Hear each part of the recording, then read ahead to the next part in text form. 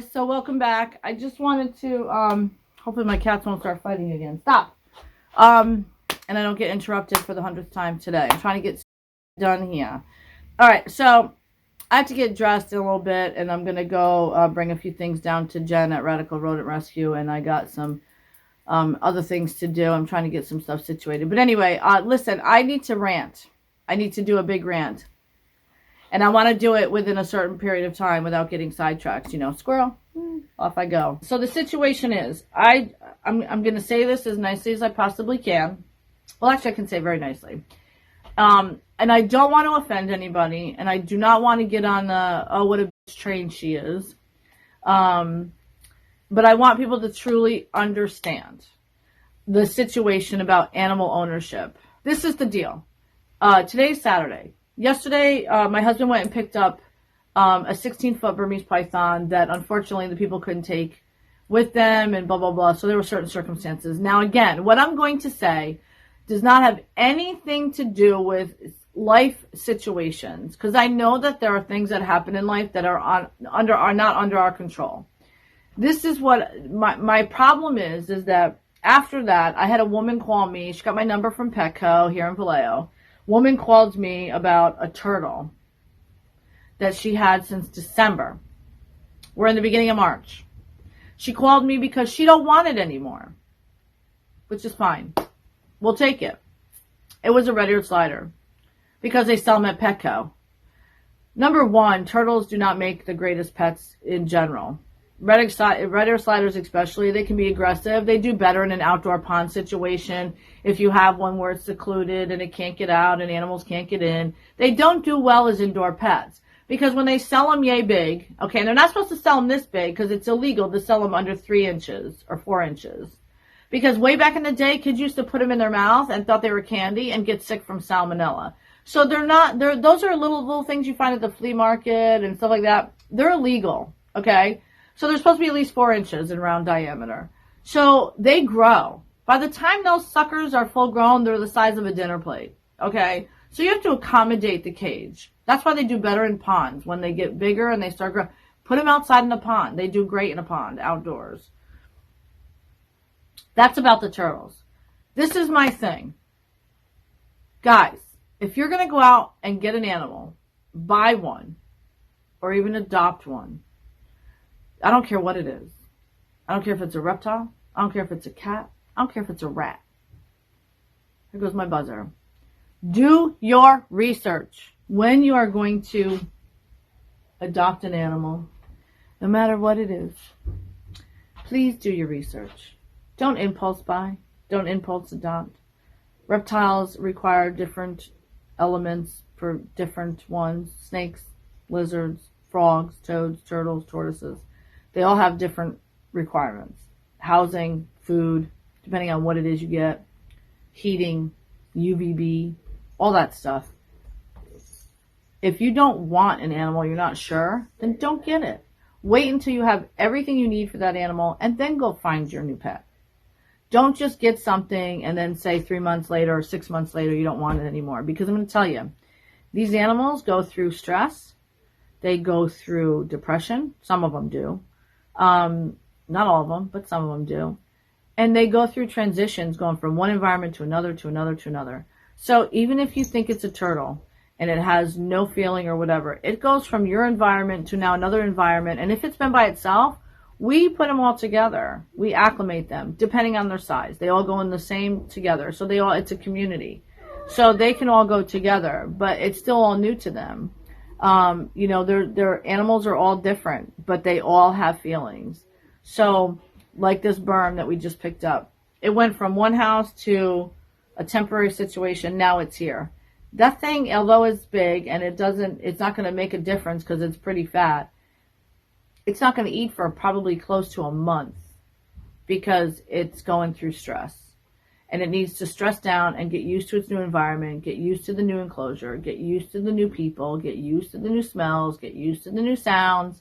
Like all that goes into play. So when you give up that animal, they don't know anything else but what you've been giving them or what you've been doing for them. So again, please do your research before you go out and get a pet. Cats, dogs live 10 years plus. Some reptiles live over 100 years. Snakes can live 30, 40 years. Lizards, some lizards live for, 10 years, while others may live for 20. So look into the life expansion of that animal. And on top of that, just remember that, just because you see one animal, we get it all the time, iguanas on leashes at the beach, monitors on a leash being walked, snakes being carried around all day long, 20-footers, whatever the case is, does not mean the one you get is going to be the same way. Iguanas and certain monitors, it takes a long time and a lot of work for those people that put that time and effort into making that animal conditioned. It's not trained, it's conditioned. To be like that takes a lot of hands-on and a lot of knowledge and a lot of responsibility. So it's not just going and buying an iguana when it's a baby and it's going to grow up and you're going to be able to put a little leash on it and take it to the beach and hang out at the, it doesn't work that way. Okay? So whatever you may see somebody else have does not necessarily mean what you're going to get. Okay? Unless you put a lot of time and training and hands-on with that particular animal. It goes with cats and dogs.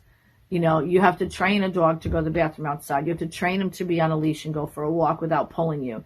There's training that goes into everything. So please, please, please, please, research. And again, I'm not bashing people in general. Be easy. I'm not bashing people in general, but it's, as a rescue, yes, we chose to do this. This is what we chose to do. But you're not doing us any favors by giving them to us. Okay? Honestly, we don't, if the animals are healthy enough and they're adoptable enough and they have a great personality, they get adopted. There's a lot of animals here that this becomes sanctuary for them. This is their permanent stop. They don't go nowhere else but here. But the problem is that we only have so much room to be able to accommodate people. So, and the other thing is too, is when you are doing that, make sure you're giving your animals to a 501 nonprofit organization, an actual rescue, not somebody that says they rescue, an actual legal rescue. And when you do that, please think about that they're taking on the care of your animal that you no longer want. They're taking on the care of that animal. Throw them a donation, because we all run on just donations. We get no government grants, no government funding, no county grants. Everything comes in through adoptions, donations, stuff like that. Give them a donation, and don't think that your cage is the donation, because we get an abundance of that stuff. All rescues do. They get abundance of supplies. It's the financial that we need or give them a gift card to a place where they can get food for the animals or supplies for the animals. And I don't mean cages and I mean supplies like the food and stuff like that, because every animal is different, for food.